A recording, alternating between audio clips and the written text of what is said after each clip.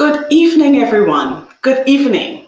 Welcome to Tuesdays with Tabitha. This is your weekly live show helping you resolve conflict in the workplace. I'm your host, Tabitha, and today we are talking about the secret ingredient to improving confidence and cooperation in your team. My name is Tabitha Liburd, and I am an HR manager, an attorney, and a conflict management strategist.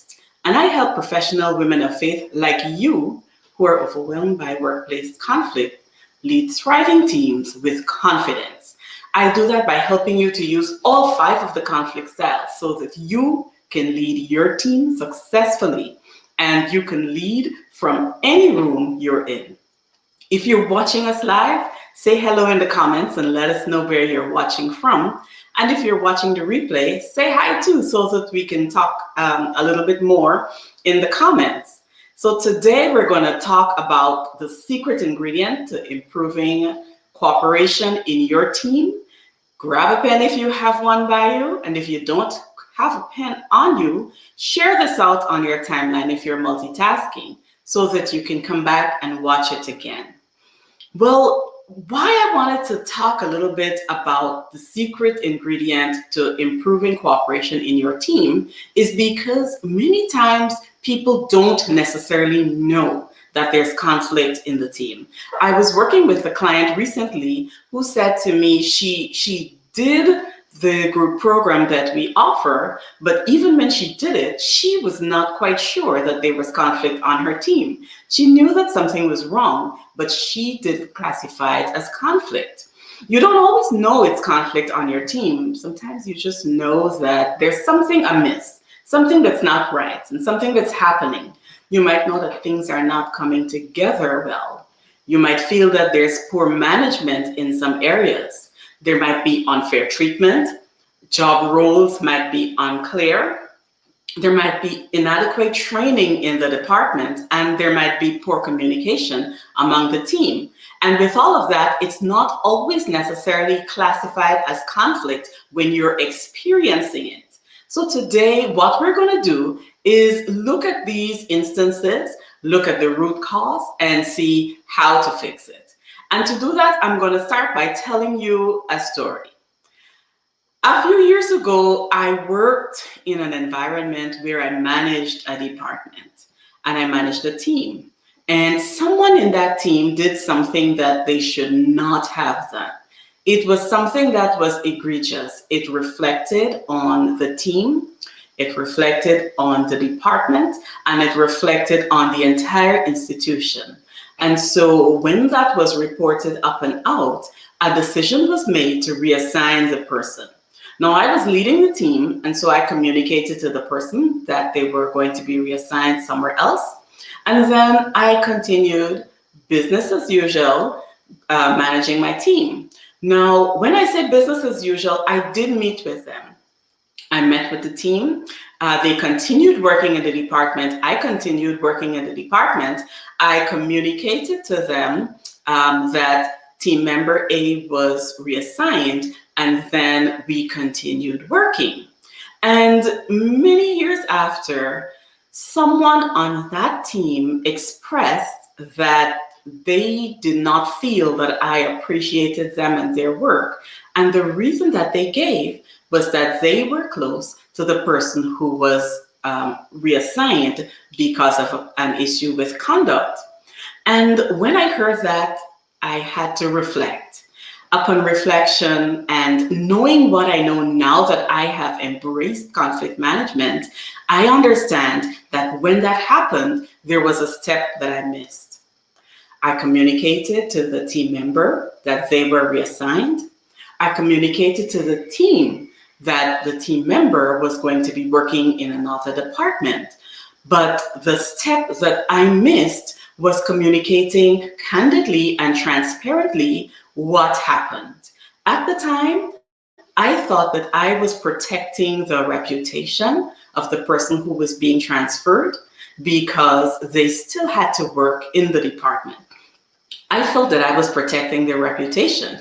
What I did not realize then was that I was leaving a gap, and that gap was filled by confusion, That gap was filled by what people imagined or thought about the situation, and each person filled that gap differently.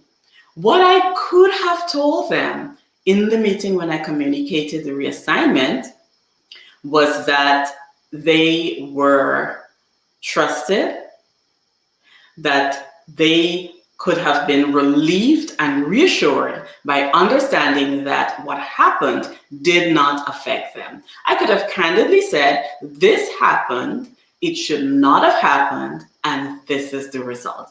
Had I done that, the team would have been relieved. They would have been reassured, and they would have understood that the trust issue was not about them. And so this is the secret ingredient that I want to talk to you about today. The secret ingredient that helps your team to cooperate is trust. Now, every time I talk to you on Tuesdays with Tabitha, I always lead off by reminding you that your leadership role is multifaceted. It consists of an ecosystem, and that ecosystem is you, your direct reports, and also the people you report to. And so everyone in your ecosystem has their own relationships, and they're balancing their own relationships.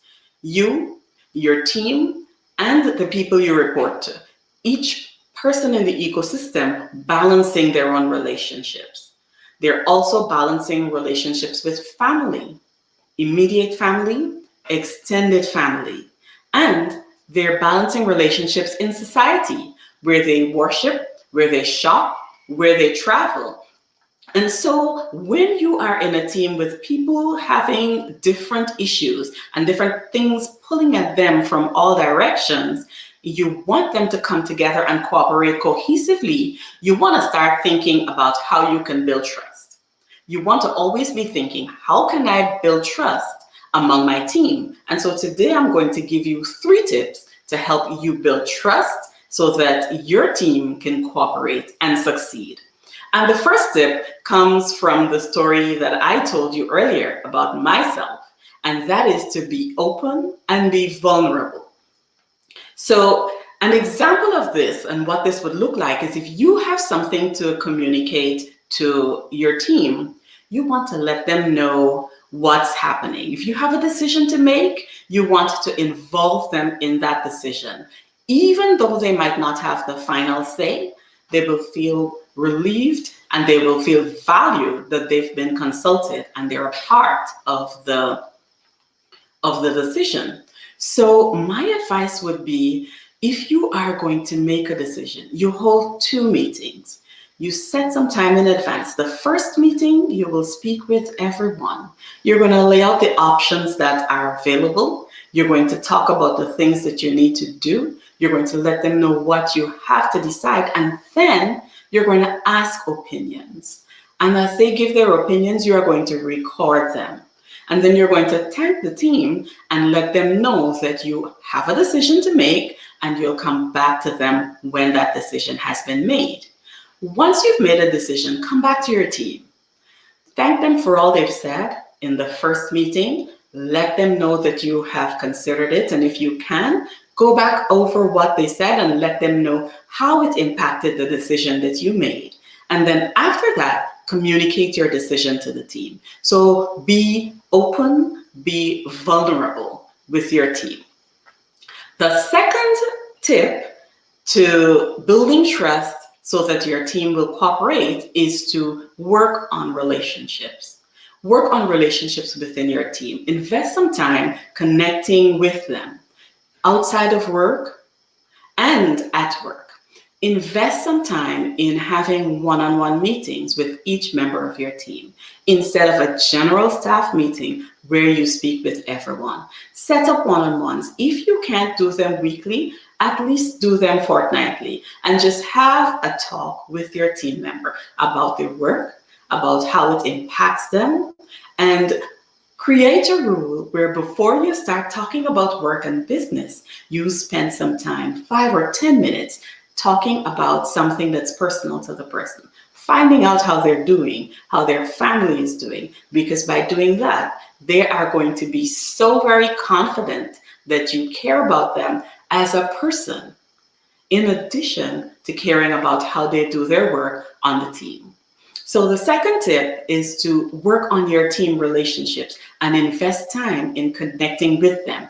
And if you'd like some more of those tips, feel free to touch base with me, because there's an entire scope of research that I've done as an HR manager that I'd be happy to share with you.